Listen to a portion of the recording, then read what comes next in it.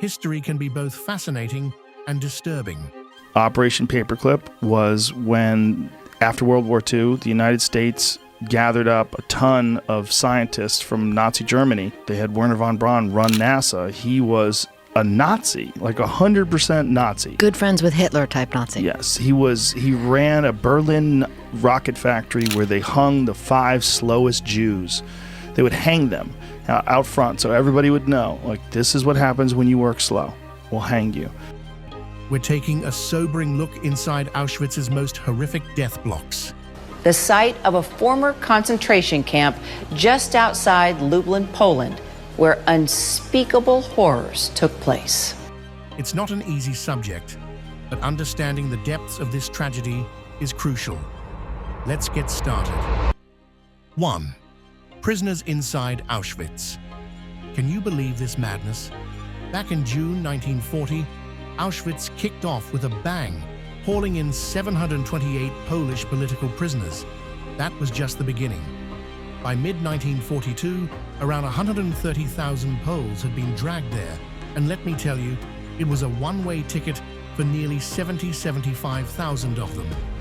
Then, in October 1941, the Nazis decided to up the ante by shipping in 10,000 Soviet POWs.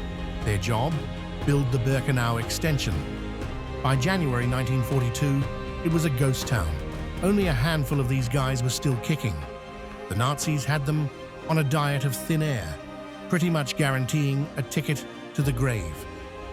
Early 1942 was a slow start for the Jews at Auschwitz, but come spring, it was a massive influx, with convoys hauling in families by the thousands.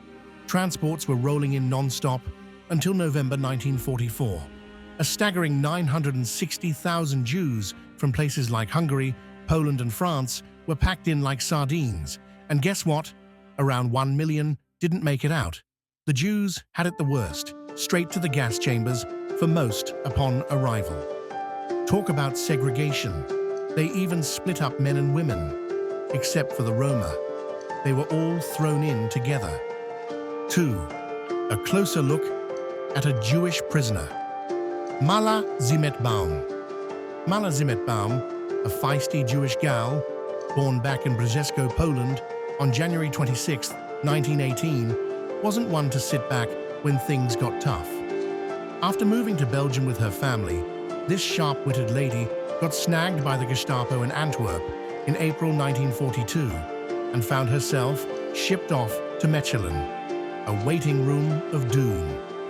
But fate had bigger plans for her, and by September 1942, she landed in Auschwitz-Birkenau. Thanks to her knack for languages, Mala snagged a cushy gig as a translator and runner for a camp overseer. This job wasn't just about shuffling papers. It gave her the freedom to zip around the camp, where she started cooking up some resistance mischief. Along came Adek Galinsky, another prisoner with a taste for trouble. Together, they hatched a bold escape plan. Mala, ever the clever one, swiped an Aufseher in uniform. Those were the female guard's threads, while Adek dressed up as an SS guard. In August 1944, they made their daring exit. Let's just say, Mala Zimetbaum was no ordinary woman. She was the first dame to ever bust out of Auschwitz, a true trailblazer. 3. Conditions inside Auschwitz-Birkenau from 1942. The minute you set foot in Auschwitz, it was a brutal roll of the dice, gassing or grueling labor. Here's the breakdown. Families torn apart, men and older boys shoved to one side, women and kids to the other. And get this, the Canada crew, all Jewish prisoners, had the grim task of rummaging through the personal stuff people were forced to leave behind. Camp docs eyeing you up and down decide your fate. Too young, too old, straight to the gas chambers. We're talking kids under 16, and the elderly, goners. Only about 20% got the lucky break to slave away instead. Those who got picked for work, branded with serial numbers, like cattle. The conditions? Absolutely barbaric. Starvation, diseases, and backbreaking work were the daily norm. Many just dropped from sheer exhaustion. And the barracks? Cramped and freezing. Run out of steam, and it's a one-way ticket to the chambers. Discipline, a nightmare. The SS and their lapdog Kapos were on a power trip, handing out beatings for the slightest slip-ups. And the so-called doctors there? Monsters. They'd mess around doing horrific medical experiments that you wouldn't even wish on your worst enemy. 4. The Sonderkommando Uprising. The Sonderkommando, a group of Jewish prisoners, were roped into the most horrific job at the Auschwitz death camp. They had to deal with the aftermath in the gas chambers and crematoria. But the crew in Crematorium 4 weren't just going through the motions. They spent a solid 18 months cooking up a plan to turn the tables on their captors. Enter Róża Robota, an absolute legend of a Polish Jewish woman who was forced to sort through the victims' clothes. She wasn't just folding laundry, no, she was building connections. Róża got in touch with some brave Jewish women in the munitions workshop inside Auschwitz. These ladies managed to sneak out some explosive stuff, which Róża passed along to her comrades in the Sonderkommando. On October 7, 1944, things hit the fan. The Sonderkommando used the explosives to blow up Crematorium 4 in a massive act of defiance. But as you might guess, their overlords didn't just sit back. The uprising was smashed almost as quickly as it started. Around 250 prisoners lost their lives during the chaos, and another 200 were gone once the dust settled. 5. What was Auschwitz? This place, Auschwitz, was just an old Polish army barracks before Nazi Germany swooped in and grabbed Poland in September 1939. By May 1940, they flipped it into a dark hole for political prisoners. Right over the entrance, they slapped up the chilling phrase, Arbeit macht frei. Yeah, work sets you free. Talk about a sick joke. That's Auschwitz for you. But oh, it gets worse. As the war and the Holocaust churned on, the Nazis really went to town on this site. The first victims to face the horror were a bunch of Polish and Soviet prisoners in September 1941. Then, they started building Auschwitz II Birkenau the next month, rolling out those massive gas chambers where they wiped out hundreds of thousands by November 1944, not to mention the crematoria where they burned the bodies. The German chemical giant IG Farben set up a synthetic rubber factory right at Auschwitz III Monowitz. Other big shots, like Krupp and Siemens Schuckert, were in on it too, milking slave labor out of the prisoners. Even the legends Primo Levi and Nobel Prize laureate Elie Wiesel managed to survive that hellhole, Monowitz. By the time Auschwitz was freed, it was a sprawling complex of over 40 camps and subcamps. 6. Roma and Sinti in Auschwitz. Back in February 1943, Auschwitz-Birkenau had its own little corner called the Zigeunerlager, or Gypsy Camp.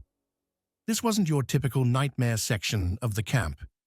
Here, Roma and Sinti families stuck together, rocking civilian threads instead of those grim uniforms. But don't let that fool you. This place was a ticking time bomb. Packed like sardines, the Zigeunerlager was a breeding ground for diseases like typhus, thanks to the downright awful sanitary conditions. And then, on August 2nd, 1944, it all went south. The camp bosses decided to clear out the joint, and about 4,200 Roma faced a brutal end in the gas chambers. When you crunch the numbers, it's a stark tragedy.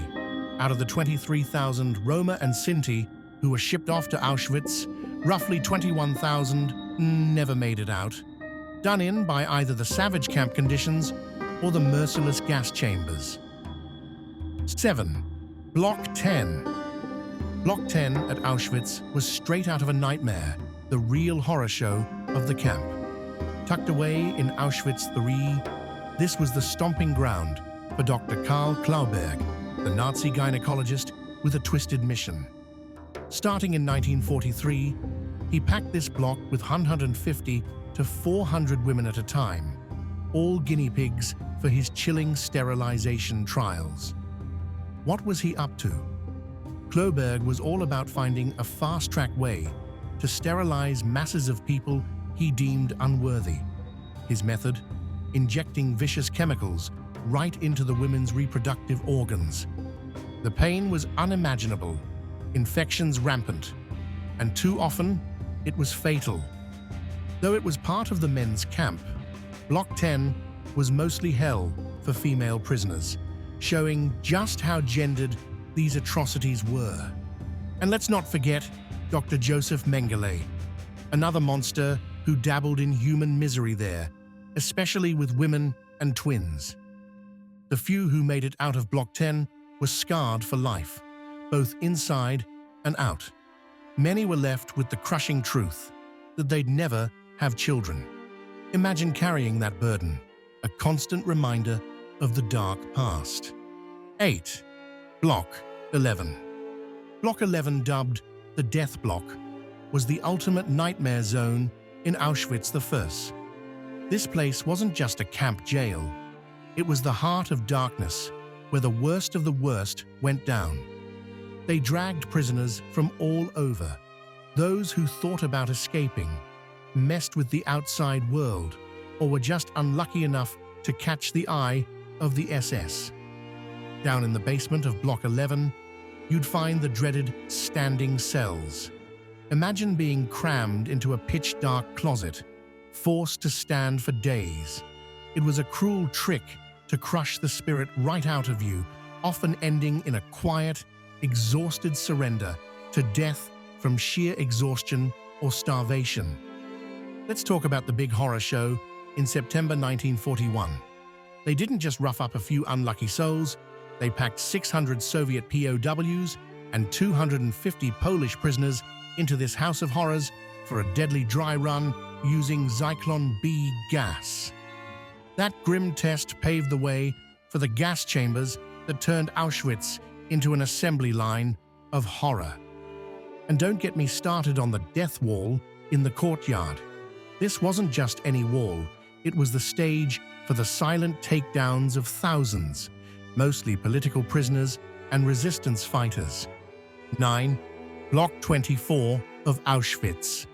Block 24 at Auschwitz, not as infamous as Blocks 10 and 11, but equally sinister, was turned into a brothel by the SS in 1943. Can you believe it? Part of Heinrich Himmler's twisted scheme to motivate prisoners with the promise of a sick reward. More work meant a visit to the Sonderbau, special building. Here's where it gets really messed up. They chose prisoners they considered worthy to use this place, which was nothing short of a nightmare factory staffed by women yanked from Ravensbrück. These women, talk about being dealt a bad hand, were plunged into the darkest depths of abuse and treated like nothing more than objects under the watchful eyes of the SS. They were forced into a horrific routine, their dignity stripped bare, all to keep other prisoners towing the line with the false hope of privileges. The existence of Block 24 is a chilling reminder of how the Nazis exploited every human aspect to fuel their oppressive regime. This part of Auschwitz's history, though not often brought up, is a stark example of the regime's moral bankruptcy. 10. Block 4 at Auschwitz. Block 4 at Auschwitz was notorious, not just a regular prison block. This place was a nightmare factory, stuffed to the brim with political prisoners, especially those with a knack for stirring trouble or suspected of playing the hero. It was infamous for its brutal, inhumane conditions. Talk about tight spaces and dirt. This spot was the pinnacle of grim, setting the stage for some of the highest death tolls in the camp. And oh boy, the horrors that went down in Block 4. Let's just say it was execution central for those who dared to cross the Nazis. The SS had a whole playbook of gruesome penalties. They'd string prisoners up by their wrists in a twisted pose known as the post, which often ended just as badly as you'd imagine. Close to the death wall, where the mass executions rolled out, Block 4's vibe was darkly legendary.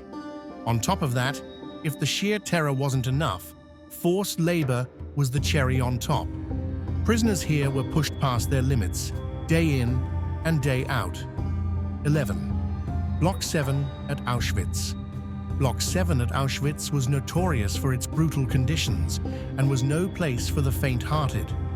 It was primarily crammed with political prisoners who were nothing short of living skeletons, thanks to forced labor, overcrowding, and starvation. I was hesitant to visit the Auschwitz concentration camps because I felt that I wasn't ready to see the horrors of the past. The place was a cesspool of filth, contributing to disease outbreaks that swept through like wildfire. Survival next to impossible. The inmates were so weakened that they were often referred to as Musulman, basically, the walking dead, emaciated, and barely clinging to life. If you ask me, Block 7 was a horrific display of just how low humanity could sink, turning humans into mere shadows of themselves. 12. Block 21 at Auschwitz. Block 21 at Auschwitz was the ultimate nightmare masquerading as a hospital. Imagine walking into what you think is a safe haven, only to find yourself in the clutches of sadistic Nazi doctors. This place was more like a butcher's shop than a care center, where prisoners were poked, prodded, and subjected to ghastly experiments that were anything but medical. The so-called hospital ward was a death trap. Overcrowded and stripped of any real medical supplies, the air was thick with despair. Many who were dragged into Block 21 never saw the light of day again. These prisoners, rather than receiving treatment, were part of a grotesque display of twisted science. The staff, cozying up to the Nazi regime, wasn't there to heal. No, they were more interested in conducting chilling experiments, exposing inmates to lethal diseases, performing forced sterilizations, you name it, all under the guise of advancing science. 13. Construction. In March 1941, after scoping out Auschwitz I, Himmler must have thought the place was too snug for his nasty plans, so he decided it needed a serious size-up. Guess what? The Polish underground was way ahead, tipping off their government in exile as early as January 10, 1941, that Auschwitz was set to balloon from holding 7,000 unlucky souls to a whopping 30,000. By October 1941, construction kicked off on Auschwitz II Birkenau, just a stone's throw away, 3 kilometers to be exact, from the original site. The grand plan? Carve out 4 sectors, each packed with 6 subcamps. They managed to throw up the first 2 sectors, but the third hit a wall in 1944. And the fourth? Totally ditched. The head honcho of architecture, SS Sturmbannführer Karl Bischoff, initially threw down a budget of Rm 8.9 million for this horror show. Originally, each barrack was supposed to pack in 550 prisoners, but why stop there? They cranked it up to 744 per barrack, aiming for a nightmarish total of 125,000 prisoners. Each barrack stretched out to 35.4 by 11.0 meters, split into 62 bays, with up to 4 people squeezed into each. Prisoners had to build these barracks while practically living in them, battling brutal conditions and endless roll calls. Most folks in Sector BIB were done for within weeks, knocked out by the cold, lack of food, or sheer exhaustion. Of the 10,000 Soviet prisoners who showed up in October 1941, a measly 945 were still standing by March 1942. 14. Crematoria II Fifth. By March 1942, Auschwitz II was rocking its first gas chamber like some twisted debut. Around the 20th, they pulled in a transport of Polish Jews straight to the so-called Little Red House, Bunker 1. This wasn't some quaint cottage, though. It was a death trap masquerading as a gassing facility. Come June, they upped the horror with another brick nightmare, the Little White House, Bunker 2. During his creepy visit on July 17th and 18, 1942, Heinrich Himmler got a front-row seat to amass a horror show in Bunker 2 while scoping out the new Auschwitz III site. The use of these bunkers dropped in the spring of 1943 when they built new crematoria. But Bunker 2 threw open its doors again in May 1944 of the horror against Hungarian Jews. Bunker 1 was torn down in 1943, and Bunker 2 met its end in November 1944. Crematoria 2 and the third, they were like factories of death, with oven rooms upstairs, dressing rooms, and gas chambers underground, decked out with fake shower heads. The official line was these places could handle 4,416 bodies daily, but by cramming more in, the Sonderkommando could torch up to 8,000 daily. Yet, from 1942 to 1944, the average was about 1,000 bodies burned each day. 15. SS Garrison. Rudolf Höss, that overzealous guy, born back in 1900 in Baden-Baden, snagged the role of Auschwitz's first commandant, handpicked by Heinrich Himmler himself on April 27, 1940. Höss was chilling with his family right next to the commandant's quarters until November 11, 1943, when Arthur Lieberhenschel took over the reins. Höss wasn't done yet. He hopped over to the SS Business and Administration head office as a deputy. Fast forward to May 11, 1944, and Richard Baer is running Auschwitz III, while Fritz Hartjenstein is bossing it at Auschwitz II until Josef Kramer steps in on May 15, 1944. Heinrich Schwarz had his hands full with Auschwitz III from November 1943 till they shut it down. Oh, and Höss? He popped back in 1944 just in time to welcome Hungarian Jews. Now, about 6,135 folks worked for the SS at Auschwitz, with 4.2% being officers, 26.1% non-commissioned officers, and a whopping 69.7% in the ranks. By January 1945, the camp boasted 4,180 SS men and 71 SS women, hailing mostly from Germany or Austria, but also including some eager Volksdeutsche from around Europe. Guards, mostly from SS Totenkopfverbände, made up about 3/4 of the crew. Talk about a cozy SS gig, safe from the front and swimming in confiscated goodies. 16. Tattoos and triangles. At Auschwitz, they slapped prisoners with serial numbers like they were collectibles. Soviet POWs got theirs on the left breast, while civilians had theirs stamped on the left arm. They didn't stop there. Everyone also sported a triangular cloth patch, color-coded for convenience. The political prisoners, mostly Poles, rocked red. The usual suspects, criminals, primarily Germans, flaunted green. Then you had the asocial bunch, vagrants, prostitutes, and Roma, who got stuck with black. Purple was the unlucky draw for Jehovah's Witnesses, and pink was dished out to gay men, mostly Germans, with an estimated 5,000, 15,000, rounded up under some dusty German penal code. And the Jews, they were branded with a yellow Star of David, doubling up if they ticked another box.